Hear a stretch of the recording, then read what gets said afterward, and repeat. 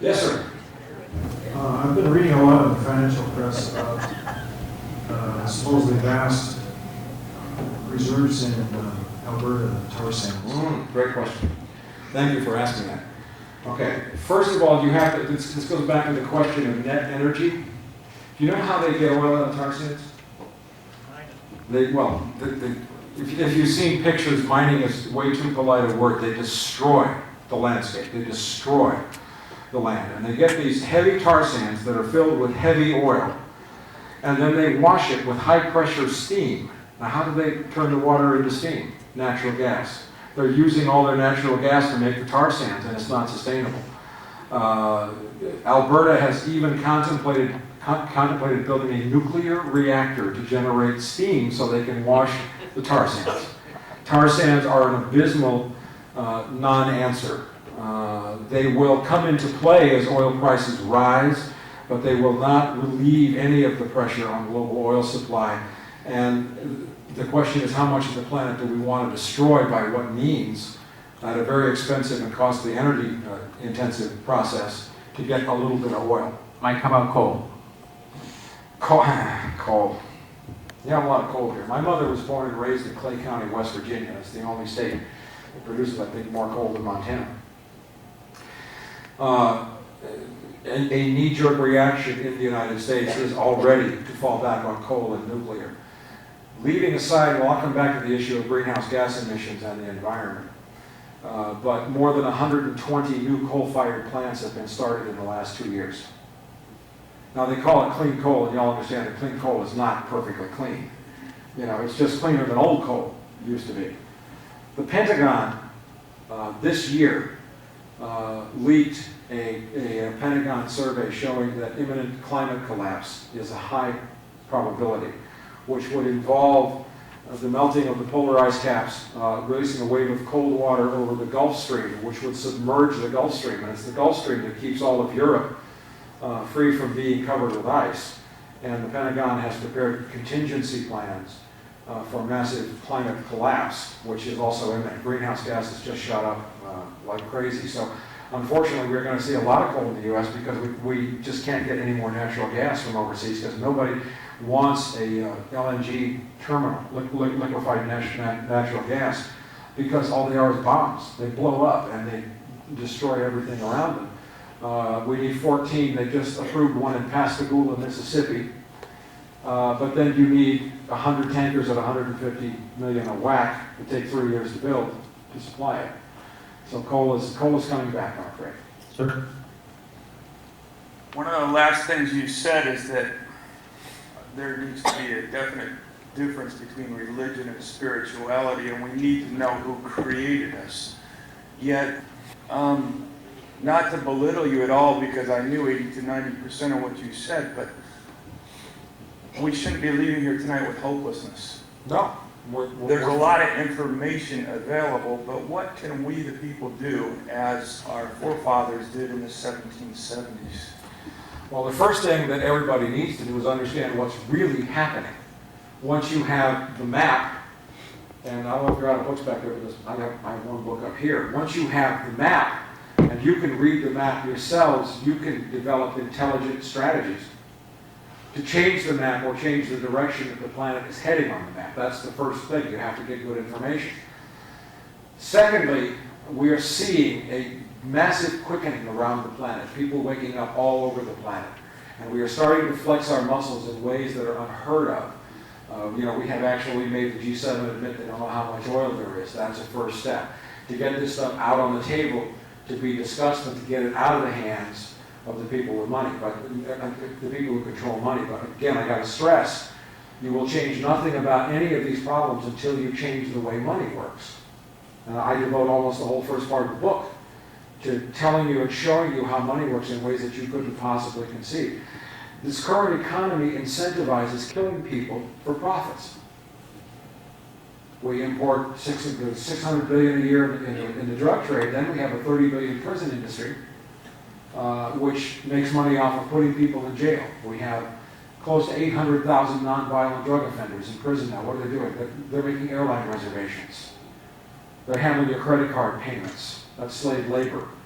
That's the way this current economic paradigm is operating, and we have to change that first. If you incentivize doing the right thing, let me give you an example. There are two countries who lost all of their oil when the Soviet Union collapsed in 1991, North Korea and Cuba. They lost all their oil because they were getting it all from Russia or the Soviet Union. North Korea is starving. Why? Because it has remained a top-down, hierarchically, rigidly controlled economy, much like ours is, except for corporations control us. Cuba has completely decentralized ownership. They have formed literally what are called neighborhood stock corporations, where all ownership of food production is placed in local hands with co-ops. That sounds more like capitalism, actually, than communism. North Korean food supply is tanking. Of course, there's obvious problems with the climate, but Cuban food production is increasing. The people of Cuba are eating because they changed the way money works. My dear friend Catherine Austin Fitz, who wrote the foreword for this book, she's a former Assistant Secretary of Housing. She's a past Managing Director at the investment bank Dillon Reed. She has an MBA from Wharton in Pennsylvania. She knows a lot about money, and she has what's called a Solari model, and her website is www.solari.com. And she talks about flipping the economic model, and we can do that. Place-based financing and place-based ownership. For corporations, you have two different kinds of shares, A shares, B shares. A shares get to vote, and only the people in the place, the locality, get to vote. Corporations can invest if they want, but they can't vote. And you make money actually by improving the quality of life rather than by destroying it. So there are many things that can be done. I lead you to many of them here in the book. Who's next? Yes, sir.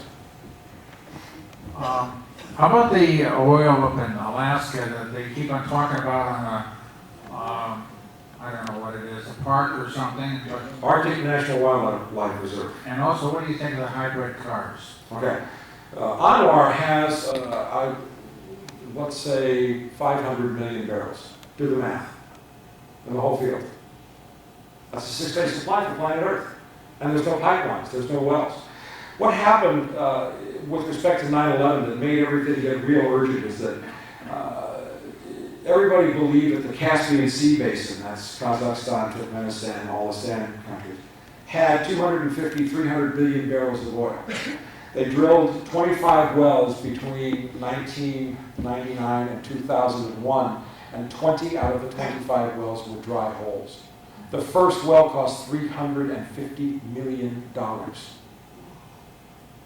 So there's only 40 billion barrels, roughly, of recoverable oil in Kazakhstan. It's all high sulfur. It's not worth building a pipeline to get it out. These are all part of the equations.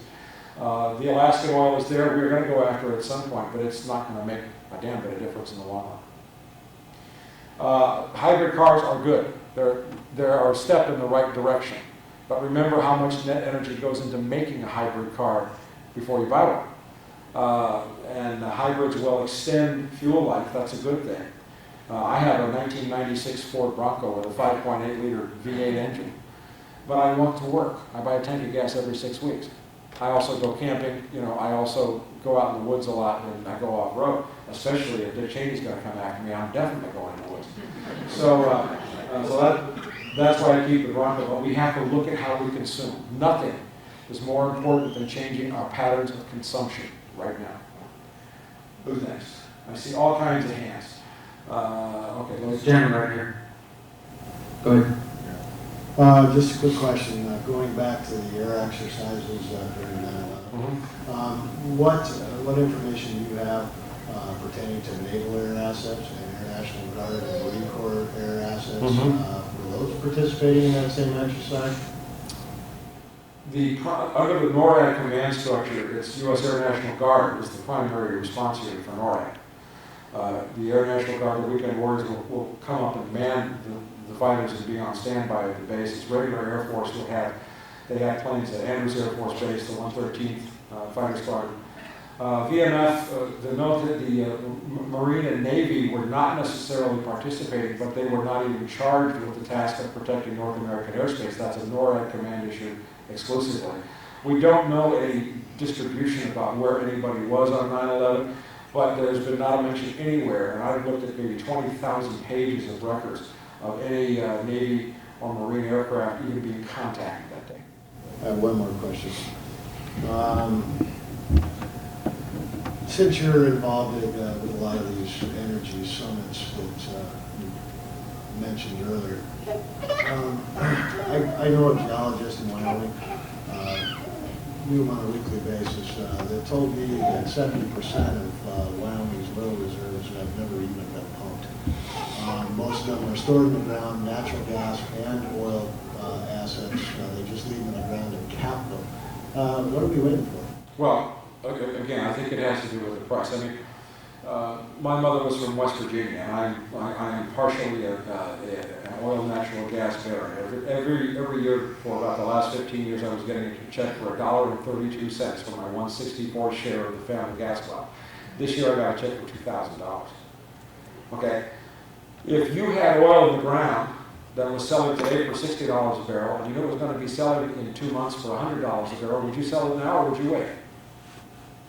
Now, bear in mind also that whatever's in Wyoming is a drop in the bucket. Sure, there may be cap and there may be sitting there, but they have known where all the oil is for a long time. There will be a large increase in domestic production. Then you run up against environmental issues, probably tribal issues in many respects. Clearly, we're going to go after whatever oil we can get wherever we can get it, but U.S. production peaked in 1970 and nothing is going to change that. Nothing. It is a pretty bleak picture that you've painted. This gentleman said we should not leave hopeless. To bring it down to local level, because I don't care what they do, I can't change Washington. Right. How do I take care of me and mine? Okay. That's what I'm interested in. Everyone, this is part of the quickening that I was talking about. I scour the internet regularly and I'm pretty well plugged in. There are so many crash programs underway around the country, new websites springing up about survivability. And of course, everyone's situation is different. Somebody may live in an apartment in Los Angeles. The issues that they have to confront are vastly different from someone who lives in a single-family home in Kalispell, Montana. So your current circumstances dictate where you have to begin, and they also have to dictate what direction you're going to go in. What I'm absolutely convinced of is I'm 53. My grandparents survived the Great Depression because there were neighborhood tribes, if you will. There were collectives. Everybody took care of everybody else in their neighborhood, and they shared and they pooled. All throughout the Pacific Northwest, biodiesel co-ops are forming. And you can buy biodiesel on the black market in Oregon, not the black market, the ad hoc market. In Oregon, Washington, Northern California, that kind of stuff has to be looked at. Energy co-ops are forming. People getting off the grid. There's all kinds of financial problems. For example, in the state of California, people have purchased a lot of money for solar panels.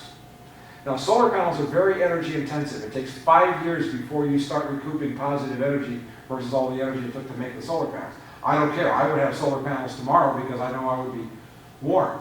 But if you generate surplus electricity, the permit process to sell that surplus electricity costs you $15,000 in almost 2 years. That is so counterproductive, I can't tell you. So, again, if you're not on the web, get on the web and start just typing in words like alternative energy, peak oil, survival, post-petroleum paradigm. Just start scouring, and you'll see a wealth of resources out there that you can start to draw on and say, yeah, that fits my life, or no, that doesn't. And you can start to move in that direction from there. This is happening very, very quickly right now. In that book, Out of Gas, I've only gotten partway through that book myself, and he seems to, the impression I got was that he thinks nuclear energy is where we're going, or what has to happen. What is your research or your search? Well, first of all, there's not enough uranium known on the planet to provide all the energy, the electricity we need. Now, again, that doesn't deal with the other uses of hydrocarbon energy, from plastics, fertilizers, pesticides, everything else. I was in Berlin in March, and I was talking to a member of the French Parliament, Yves Cochet, who's a Greek in the French Parliament, and I'll do his French accent for you. He said, in France we are 74% nuclear. We are building more reactors every day. But once a month, a truck leaves every nuclear reactor filled with plutonium, and all you have to do is hit one of them with an RPG, and you have a dirty bomb, you kill 100,000 people. There are many, many problems with nuclear. That's just one of them. Plus, there's a long lag time, 3 to 5 years to bring one online, very capital intensive, lots of cost. So there is no magic bullet. I will say this categorically. Please go to my website. All the energy stories are in one place, fromthelotus.com. You ought to subscribe to, because we got some more big stories coming up. Is that there is no combination of alternative energy sources anywhere known that will replace hydrocarbon energy. None. Domestically, maybe you could tie some things in. For example, our wonderful friends at FEMA. And also, you spend some very important time in your book talking about promise software. Maybe you could just spend a few minutes and give people some insights into the some of the domestic issues. Over the course of the last 20 years, 25 years, going back to about 1982, when Oliver North, 79 actually, Oliver North started working on a plan called continuity of government. Through a series of executive orders, maybe 25 or 30 of them, the Constitution has been completely laid aside. And without an act of Congress now, the President has the authority to do away with the entire Constitution, to divide the country into 10 separate regions, which might happen even if we go to a code red. You all need to understand that we're, 7 days away from an election. And the President, if he thinks he may lose, all he has to do is raise the terror threat level to code red without a terror attack, and he can suspend the election. If that line is crossed, there is no turning back. We will never have another election in this country. Tyrants do not give back that kind of power once they take it. FEMA, on the White House order that I mentioned, was specifically named by President Bush as the operational agency reporting to Dick Cheney that would take control of all war game exercises, training, and planning. FEMA was the operational arm. FEMA was in New York. They were running the tripod drill. That's the biowarfare exercise on Pier 29. FEMA has incredible power. Again, it works hand in glove with the Secret Service and everything else, but FEMA, again, is just by executive orders. They can do anything they want to. They will not act on their own, of course, unless the President or the powers that be tell them to do it. Promise software. That's a long answer, but that's okay. Prosecutors Management Information System. In 1978, the Department of Justice let out a contract to Bill Hamilton of Inslaw Software. And what they had was 17 different U.S. attorneys' offices then in the late 70s that had 17 different computer languages that couldn't share information. So Hamilton was contracted to write a program that would act as a Rosetta Stone for all computer languages. It had to be installed physically on the computer system, but once it was there, it was also mated secretly with a back door that allowed whoever controlled access to the back door to go into anybody's database and manipulate, massage, or control. And that's how Dick Cheney did 9/11. Promise has evolved enormously in the last 25 years. It's extremely sophisticated. I got most of the information. It's been mentioned many times since 9/11. To imagine how Promise works, if you go on vacation to Paris, France, and you want to do an ATM withdrawal from your bank here in Kalispell, it is Promise that enables the French bank to talk to your bank here in Kalispell. We have heard since the Homeland Security Bill was passed, and especially since the Patriot Act was passed, we have something called Total Information Awareness, which even though the press says was put away, not funded, it is still funded. They have the software. And this allows the government to instantly access your medical records, your credit history, your student loans, your academic history, your criminal record, anything about you that is computerized, because they're all different databases and they're all different software programs, but TIA can integrate that all at once. They don't have to follow you. Just think about how many times a day you buy gasoline, go to the store, use a credit card, use anything else. They can track you all now in real time and integrate all of your records all at once. I talk about the Verichip in this book. I wrote that about the Verichip 2 years ago. Have you all seen the stories like in the last 2 weeks about this chip that they can put under your arm? They scan it and it gives them your whole medical history. The medical history is not contained on the chip. It contains a little barcode number. And then that connects to your master TIA file. Not only do they get your medical history, they find out if you ever slapped your wife or your husband, if you got arrested for drug driving 22 years ago, they find out everything about you. And that truly is a kind of control that I don't want to have anything to do with, but that's promise software. I want to know if you have any ideas about protecting our draft-age children from being victims of the draft. For my subscribers, because this has been a very intensive project, and I got to pay the bills, keep the lights on.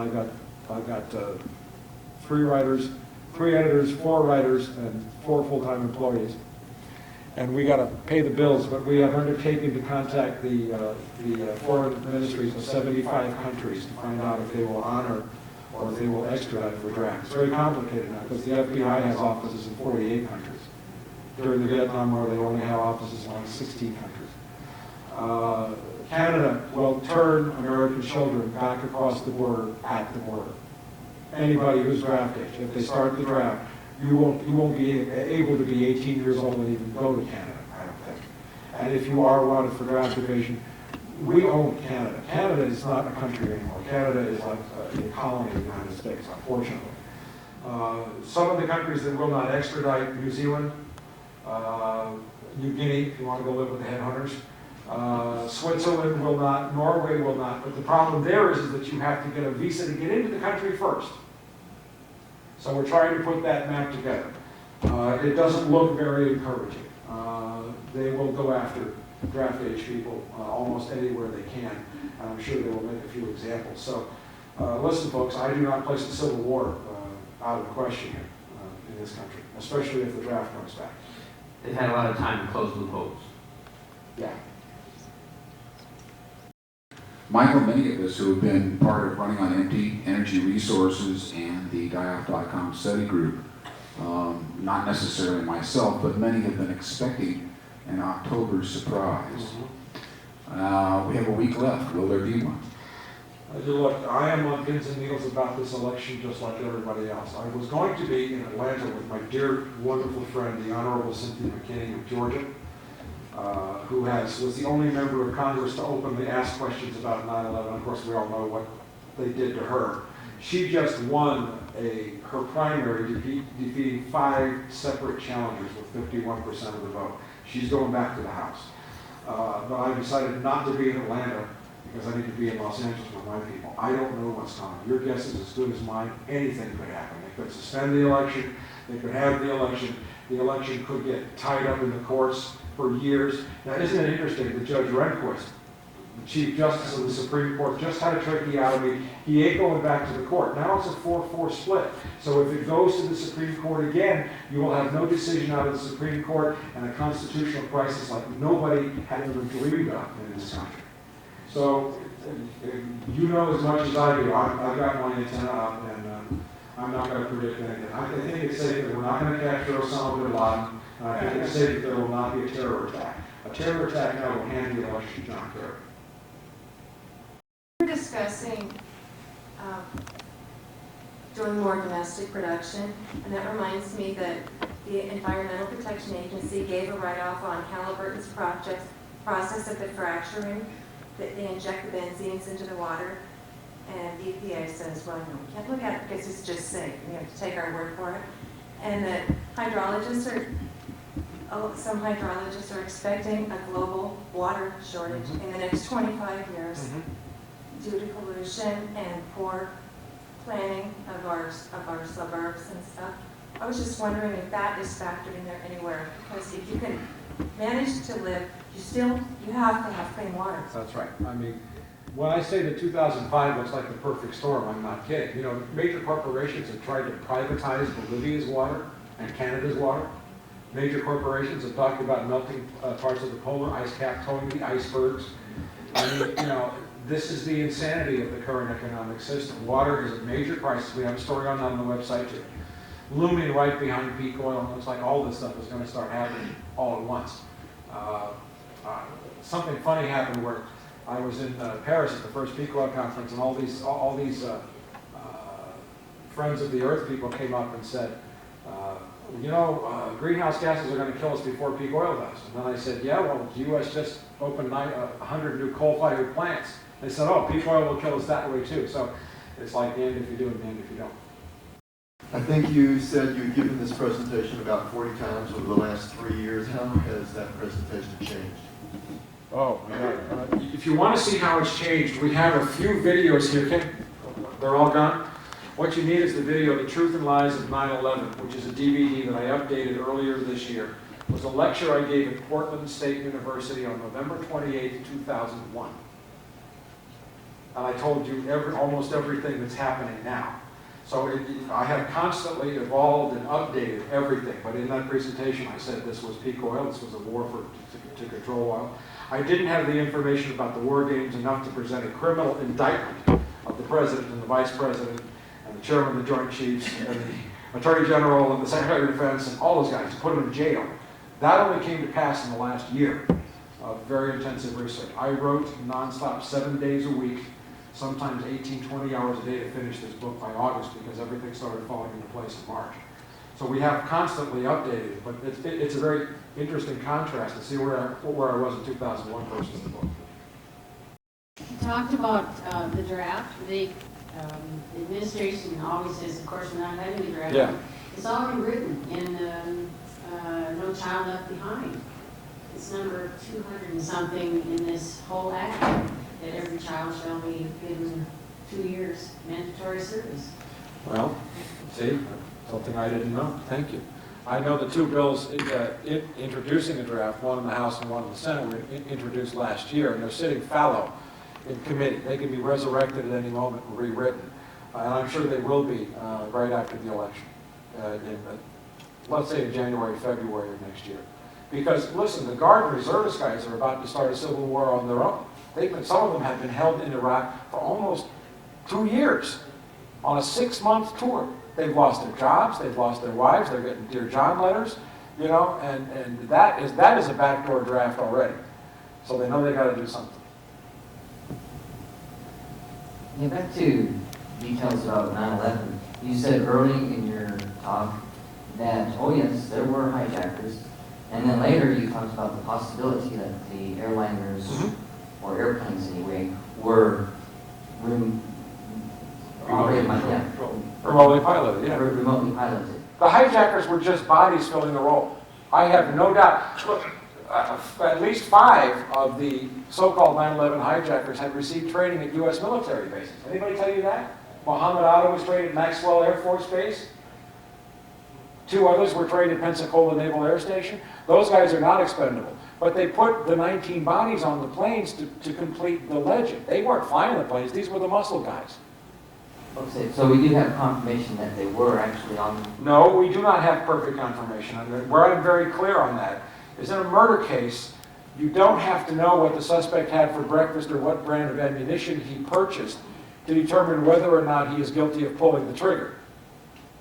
And juries should not be confused by those red herring kind of arguments. I don't make statements that I cannot support legally and logically. There's a lot of questions I haven't answered about 9/11. But when you look at the legend, that's again the intelligence term, of the 19 hijackers, the legend was being created under Bill Clinton. The Taliban were deliberately protected by Carl Rick Inderfurth at the State Department. One guy at the FBI, David Frasca, supervisory special agent, killed every FBI investigation, 5 of them that I found. You don't need 10,000 people to be involved in a conspiracy. You just need a few key people in key places. The web of the legends of the hijackers is probably a plate of spaghetti that no one will ever untangle. But that doesn't change the fact that Dick Cheney scheduled the war games, was issuing orders from the Secret Service from the basement of the White House, and that he completely paralyzed the Air Force that day. I'll mention 2 things quickly. There's American Airlines stewardess. Where are you? I'm here. Oh, you. I heard.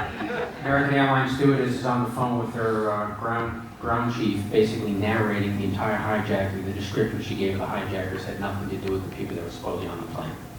I think that's also in your book. Yeah. I just tried to figure out how this would happen when you have these guys that are ex-Air Force and Navy, you know, in Vietnam, and they're behind the pilot seat. Somebody knocks on the door with a paper cutter, and they say, "I'm taking over your plane." I tried to envision how that would go down. But if the plane was being controlled after a signal, I would say, "Sure, have a seat, buddy, good luck." Because we're going to go back to where we came from. They're going to land your ass. Right. That technology has existed for a long time to take over a plane. Every aircraft, every commercial aircraft, every airliner has on the control unit 3 buttons. IFF, 7,500, 7,600, and 7,700. One is hijack, one is emergency, and one is, there's another one, that you just push the button and automatically everybody knows you're a hijack. And the technology exists to take over the airplane from that moment and fly it from the ground. You didn't know that, did you? It's in the book. Israel also, by the way, played a very large part in this, but I got to be clear, Israel was not the prime mover in the attacks. They were a partner. Cui bono, who benefits? Three countries and three countries only have been in goose step or lockstep since 9/11. United States, Great Britain, and Israel. Who benefits?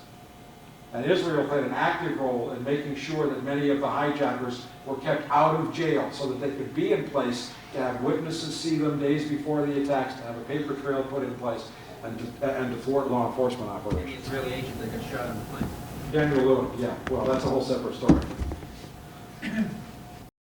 I think what we have, besides all kinds of technical problems, is an attitude problem in the United States. I think the attitude that allowed slavery, the attitude that allowed the genocide of the natives, the attitude that allowed thousands and thousands of Chinese to be buried along the railroad tracks is not dead.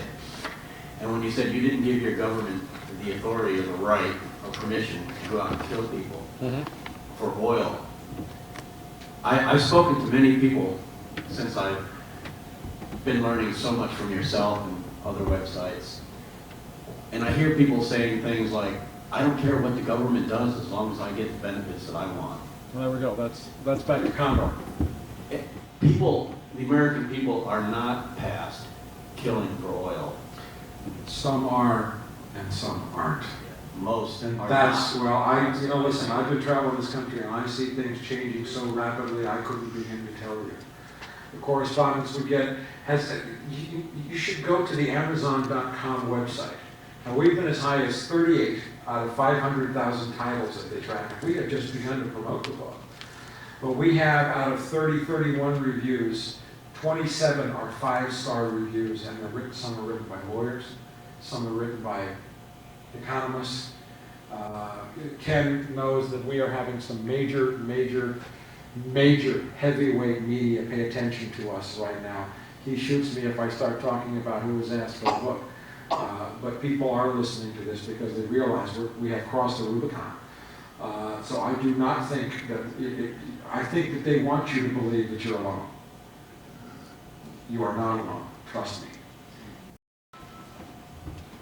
I've thought about, what if the President of the United States actually told the truth when he came out? Let me tell you what the real situation is. We're going to be running out of oil in 3 or 4 years. Enough so that's going to cause people inconvenience. This is where most of the oil is. If we don't go there and get it, other people will get it. China being one, Russia, well, let me tell you all the things. So we've got to go do this, and how many people would vote for that?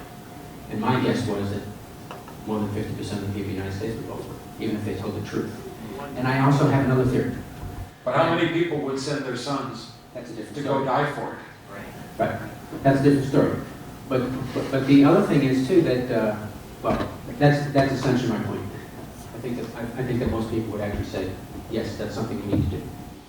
The question may have been partially answered in your last answer, but I just wanted to ask you, do you have any idea or indication of what percentage of the population maybe knows about any of this or was skeptical from the very beginning? Because I talked to people that as soon as the planes hit the buildings, Bush did this. Well, I think a lot of people on 9/11, I think probably 30% of the population, 40% on 9/11, knew that something was wrong, but they didn't have the courage to voice it because they thought they were alone.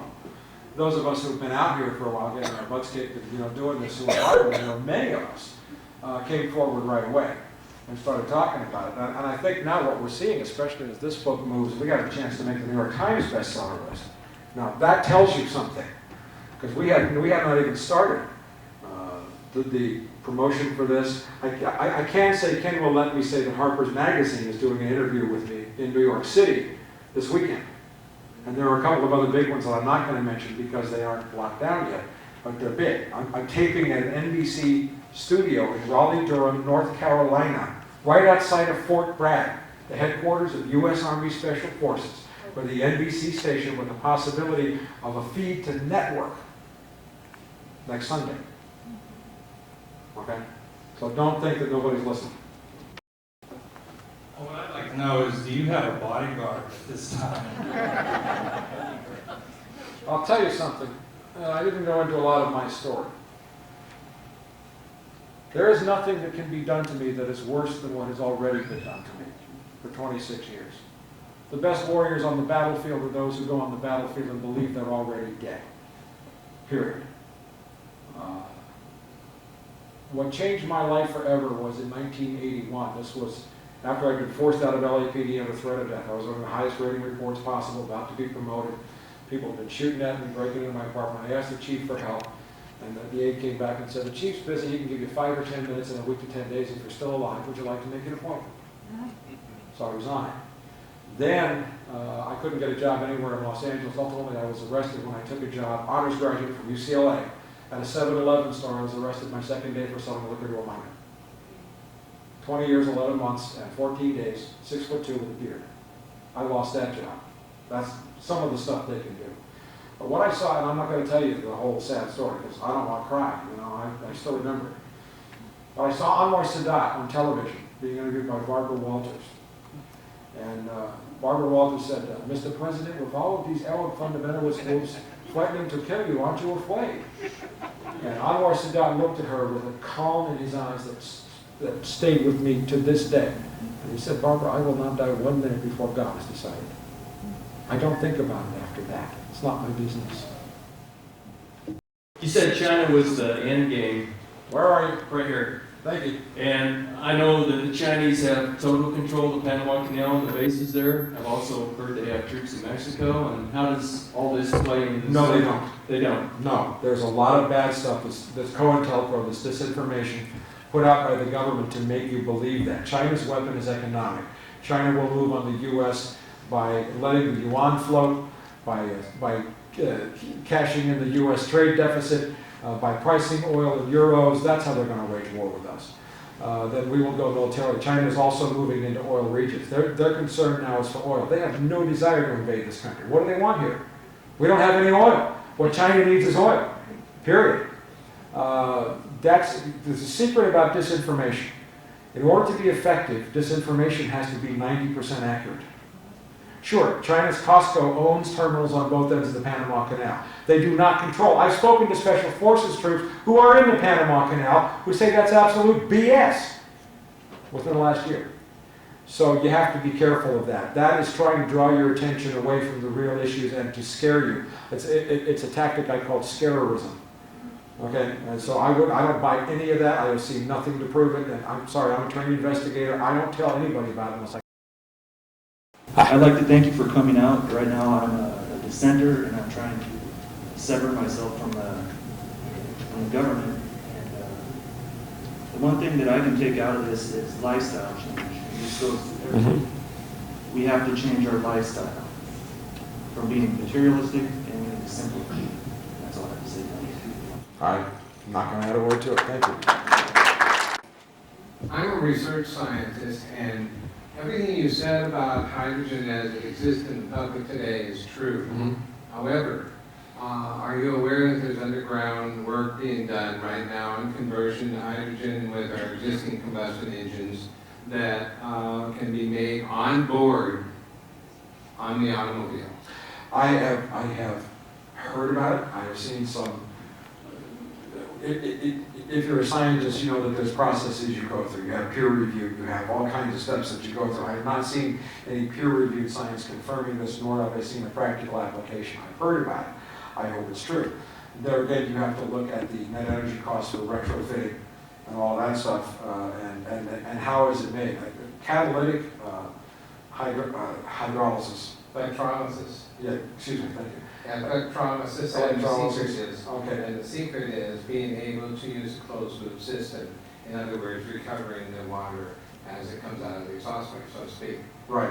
And that is being done around the country, different ones, but they're being intimidated and persecuted in a sense and limited funding because of their research work. Well, that's one of the things that's because of the economic paradigm we live in. Those technologies will never be allowed to surface until we change the way money works. That's why the first part of my book is so important.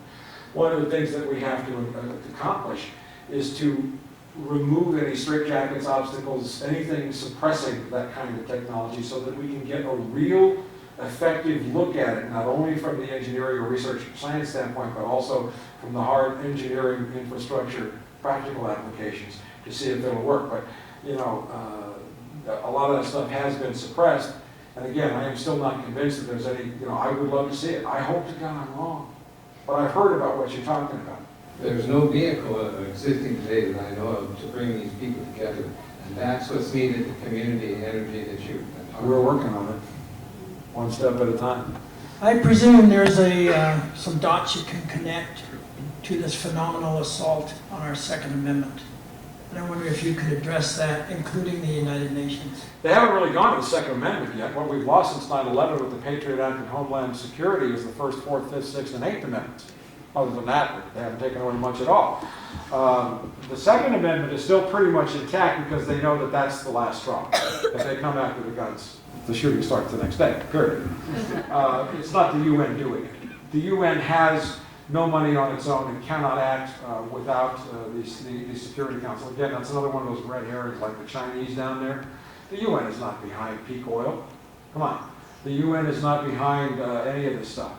The Second Amendment, of course, Bush just let the assault weapons ban pass, and that's, I got to admit, I like that, because I want to get some magazines. I'm on tape, too. And the FBI is probably here. But anyway. You're just a big reader. Yeah, but, you know, I don't see them coming after guns. I see them coming after your sons first. The way I look at it, I think they're real smart. We're going to give you your guns. Feel happy? Feel safe? Now you get your legs cut out from under you. That's what they're prepared for anyway. They are so prepared for people to pick up guns, and that's why I say it's not a practical solution. When you look They're so ready for that. When you look at Fletcher Prouty, he's painted a very good picture of what the CIA is about around the world. It's creating chaos for profit. And if there's chaos in this country, because everybody has guns, at some point that will serve people's agenda. Yeah, and I will state for the record, for the benefit of any FBI that are here, that a revolution is my divine right. It's enshrined in the Declaration of Independence and the United States Constitution, and I don't give it up for any man. And Thomas Jefferson said very clearly that the tree of liberty is best watered with the blood of tyrants. So, but I just don't think violence will work at this point. There are other ways to fight that are more effective, like by voting with your money. Next question. I got two questions. Can you elaborate on them going after our sons? That's the draft. Okay. And also, do you have any idea what happened to Flight 77 besides crashing into the Pentagon? I've not been able to reach any definitive conclusion, and here's why. For some reason, this was very hard for a lot of people to understand. I was trained as a police officer and a detective. When you come to a crime scene, if you find a piece of evidence, let's say a spoon that's next to the body, and you want to book the spoon into evidence, it will first be photographed, then it will be marked with initials, placed in a sealed envelope, transported, locked up, and an affidavit will secure every time that spoon is moved so that you can establish what is called chain of custody of the evidence. There are so many videotapes out there, I don't know where those videotapes came from. I don't know if anybody's diddled with them. I couldn't get them into court anyway, so I'm not trying to answer that question. Do you understand what I'm saying?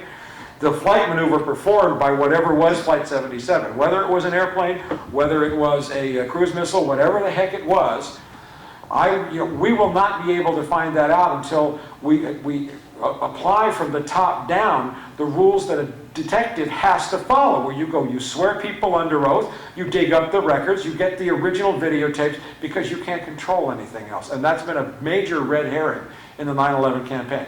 40 years after John Kennedy was assassinated, people are still arguing about audio sound recordings from Dealey Plaza. Has anybody ever gone to jail for John Kennedy's murder? What I decided to do on 9/11 was to behave like a detective. I went out and I gave you the damn murderers. Okay, what's more important? Stopping the next crime and closing the case, putting the bad guys in jail. So we have to, there's a lot of questions that need to be answered, and that's a big one. I'd like to finish with this, Mike. You've mentioned one of your most strongest strengths, not willing to speculate on physical evidence that could be tampered if there's not, Right. you don't know what the true custody, chain of custody is. Right.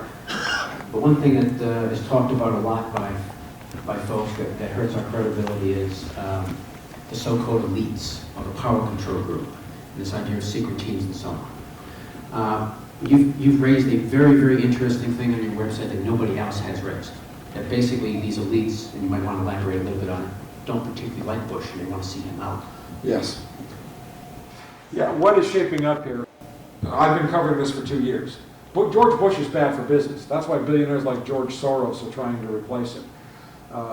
The board of directors, if the president is the CEO in a corporation, the CEO can be removed by the board of directors almost at any time. There is a wonderful historical model that parallels all of this. Now, we know that the Bush administration lied about forged documents from Niger showing that Saddam had yellow-caked uranium. They outed Valerie Plum, a CIA officer. That was a felony. And all the documents to indict. As a matter of fact, George Bush, Dick Cheney have both retained criminal defense attorneys, and Karl Rove was just subpoenaed in the grand jury last week. But the problem is if you start a criminal prosecution of a sitting president in an election campaign, nobody will pay attention. All the Republicans say is the Democrats are doing it to win the election. And nobody, look at what happened with Richard Nixon. The Watergate burglary occurred in '72 before the election. They had enough to put Nixon in jail by the time of the election, but they had to wait until his second term to divorce it from any spin that somebody was doing it for political motive. That's already in place. Congressman Henry Waxman of California has, on his website, he has an airtight legal case to indict and prosecute Bush, Cheney, Rumsfeld, Powell, Rice, all of them. So if Bush should win, that will happen in a second Bush term. Okay? But then you come back to what's the net result of that, where the Supreme Court divided 4-4, no chief judge. You see what I'm saying? Yeah. The next year is going to be spicy. That's all I can tell you. So what I want to say now is thank you all very much. I'm going back to that table. I'll get me a chair and I'll sign your list. Thank you.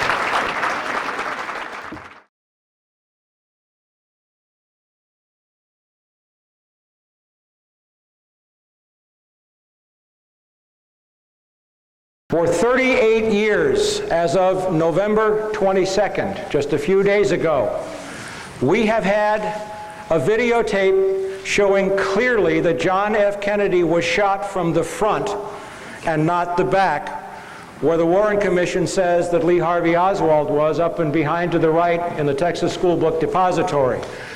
You look at this tape, and there is clear, convincing, incontrovertible evidence. Yet what good has it done us?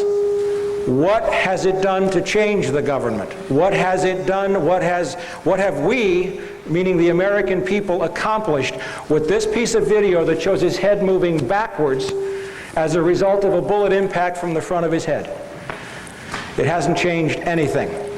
I want you to bear that in mind, because I'm going to use the word "you" a lot tonight.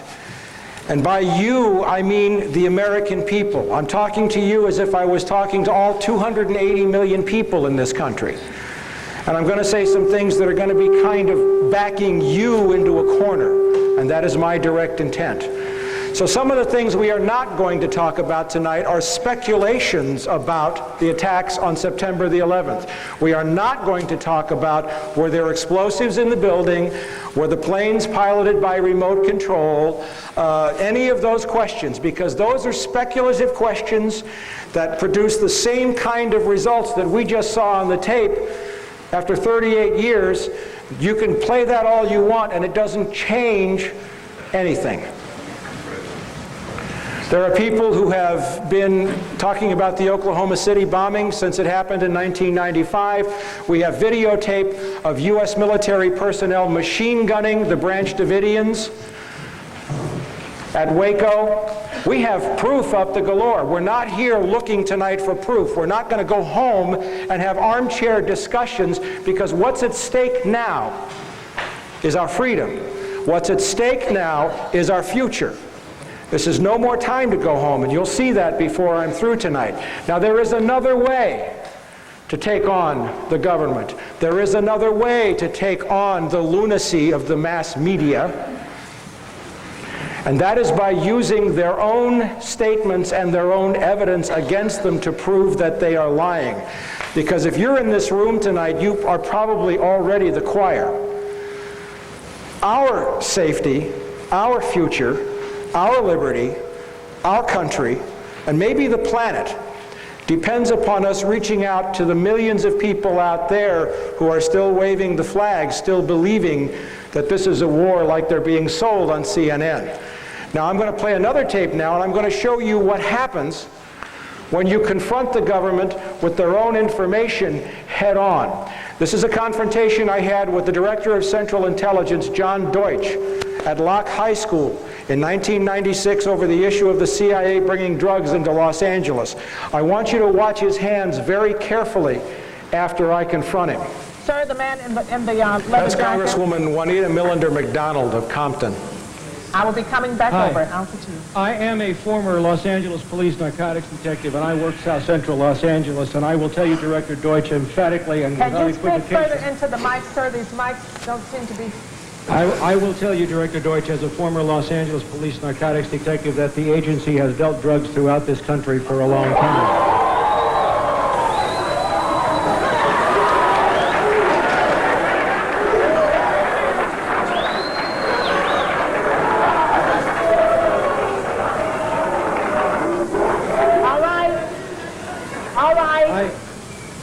All right, obviously that is an answer for a lot of you. Now can you please? I refer... All right, now can you please?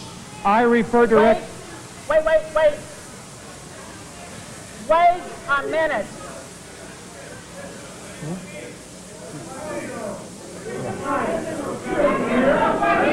Wait a minute.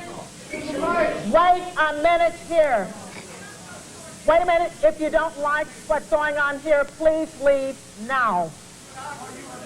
No, leave. No, leave now, because there are others who do want to hear what's going on in this room.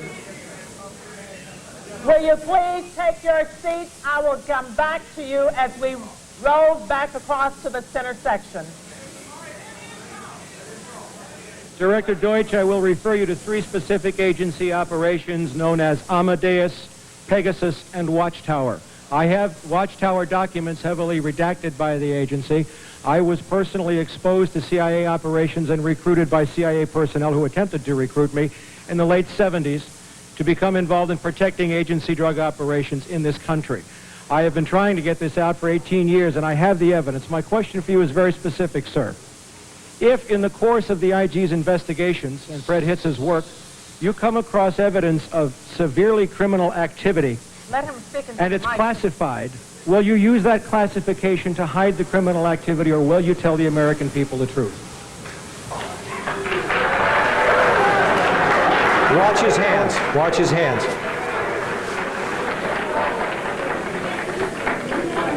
All right, you want to hear the response first from Congressman Julian Dixon and then from the director. Wait a minute. From your, I'm sorry, sir. I will allow the director to speak first and then Congressman Julian Dixon. If you have information about CIA illegal activity in drugs, you should immediately bring that information to wherever you want, but let me suggest 3 places. The Los Angeles Police Department. Gotcha.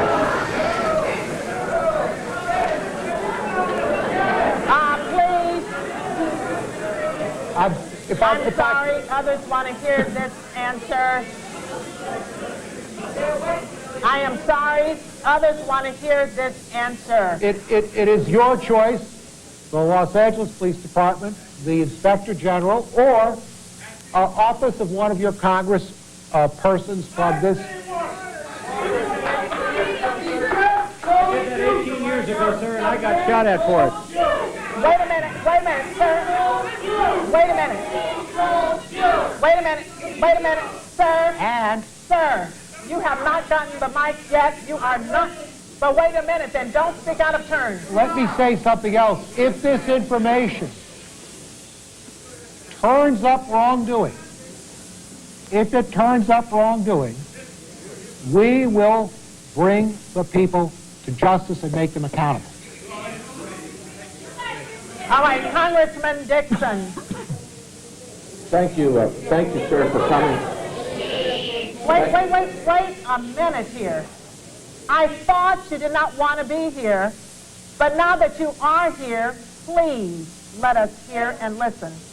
Thank you very much. Sir, I want to thank you for coming. You were at the last meeting. The staff probably had the spelling of your name wrong, but we... No, they didn't. We would like to talk to you. We have been looking for a couple of days for you, and we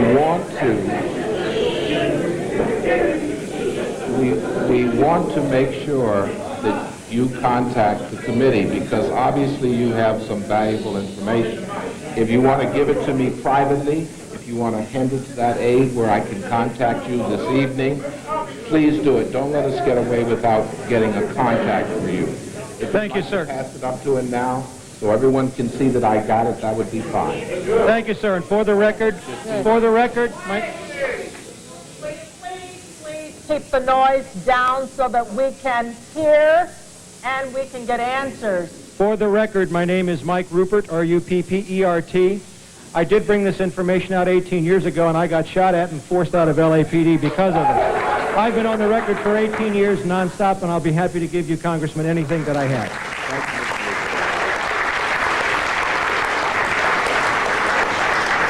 I have to tell you that that was probably the most fun I've ever had in my life.